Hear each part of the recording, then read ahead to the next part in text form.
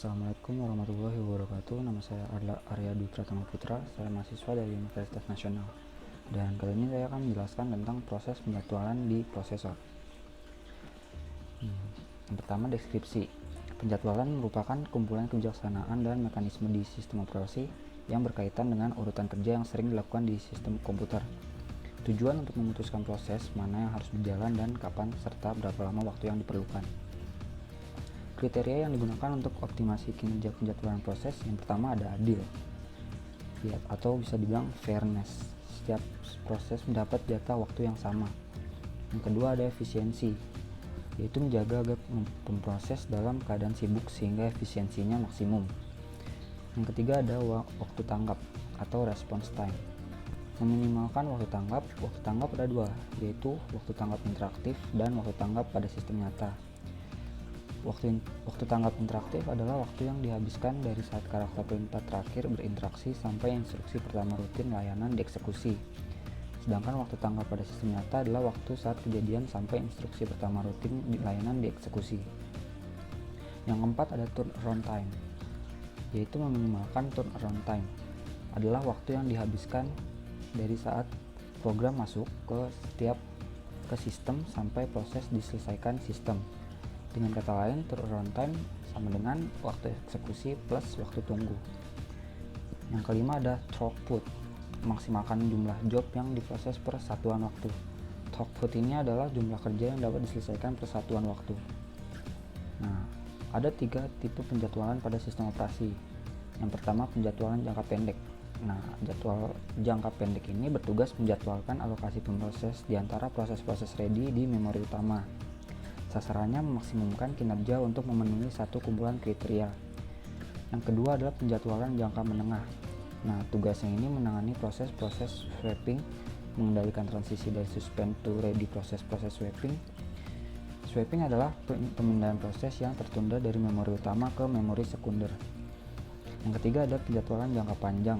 Nah, tugasnya adalah terhadap antrian batch dengan sasaran memberi keseimbangan job-job campuran. Nah, ini adalah salah satu diagram tipe penjadwalan. Hubungan antara penjadwalan dengan state-state dalam proses dapat dilihat pada diagram berikut ini. Nah, strategi penjadwalan. Nah, di sini strategi penjadwalan ada 2. Yang pertama ada penjadwalan non-preemptive, yaitu apabila suatu proses telah diberi jatah maka tidak dapat diambil alih proses lain sampai proses tersebut selesai. Yang kedua, penjadwalan preemptive, yaitu proses lain dapat mengambil alih jatah waktu proses lain. Nah, ini sangat berguna pada sistem di mana proses memerlukan tanggapan dari pemroses lebih cepat. Misalnya pada sistem waktu nyata, kehilangan interupsi dapat berakibatkan fatal, atau pada sistem interaktif time sharing. Penjadwalan preemptif untuk menjamin waktu tanggap yang memadai. Algoritma penjadwalan.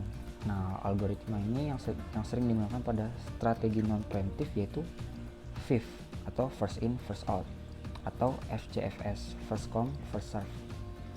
Yang kedua ada SJFF, shortest job first. Yang ketiga ada HRN, highest priority next. Dan yang keempat ada MFQ, yaitu multiple feedback QQ. Nah, kalau ini adalah algoritma yang sering digunakan dalam strategi primitif. Yang pertama ada RR, yaitu round robin. Yang kedua ada SRF, shortest remaining first. Yang ketiga ada PS, priority scheduling. Dan yang keempat ada GS, guaranteed scheduling. Nah, penjadwalan FIF atau first in first out. Penjadwalan paling sederhana, tidak berprioritas. Proses diberi jatah berdasarkan waktu datangnya dan dijalankan sampai proses selesai. FIF biasanya dikombinasikan dengan skema lainnya berdasarkan kriteria fairness, nilainya adil dari semantik antrian. Kriteria efisiensi sangat efisiensi. Kriteria waktu tanggap sangat jelek, terutama untuk waktu nyata. Turnaround time jelek, dan throughput itu jelek. Nah, ini adalah beberapa teknik penjadwalan. Yang pertama menggunakan algoritma first come first served, FJFS atau FIF.